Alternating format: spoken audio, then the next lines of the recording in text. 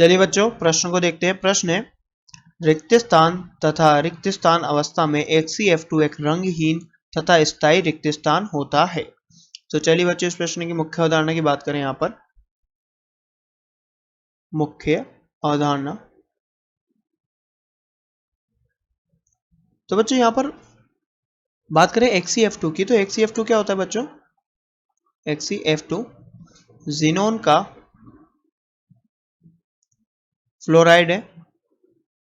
Fluoride जो ज़ीनोन की प्रथम, जब, या फिर हम बोल सकते हैं बच्चों ज़ीनोन जब अपनी प्रथम उत्तेजित अवस्था में जाता है, प्रथम उत्तेजित अवस्था में जाता है जब HCF2 का निर्माण होता है बच्चों। अब बात करें यहाँ पर HCF2 की, तो HCF2 क्या होता है बच्चों? एक रंगहीन ठोस है। ये क्या है बच्चों? एक रंगहीन ठोस है। इसका गलनांक कितना होता है बच्चों? 400 केल्विन इसका गलनांक होता है। अब बात करें बच्चों इसकी, तो शुद्ध और शुष्क अवस्था में बच्चों कैसा होगा? स्थिर होगा। शुद्ध व शुष्क अवस्था में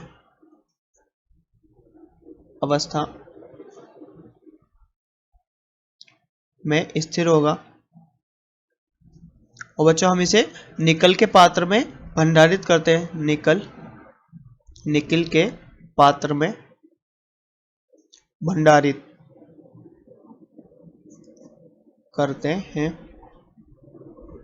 यदि बच्चों इसको थोड़ी सी भी मात्रा में जल मिल गया तो ये क्या करता है? HCF2 बच्चों अभिक्रिया कर लेता है जल के साथ, और यहाँ पर क्या देता है?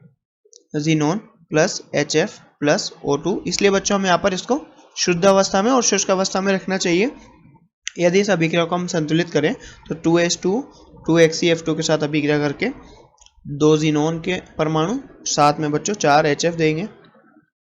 तो बच्चों हमें यहाँ पर इसलिए HCF2 को शुद्ध और शुष्क अवस्था में रखना पड़ता है, तभी ये क्या होता है बच्चों? स्थिर होता है, और निकल के पात्र में हमें इसे भंडारित करना होता है। चलिए बच्चों हम यहाँ पर अब रिक्त स्थान की पूर्ति करते हैं इस मुख्य अवधारणा के आधार पर। यहाँ पर आएगा बच्चों शुद्ध तथा शुष्क। तो बच्चों शुद्ध तथा शुष्क अवस्था में HCF2 एक क्या है? रंगहीन तथा स्थायी क्या होता है बच्चे? ठोस होता है।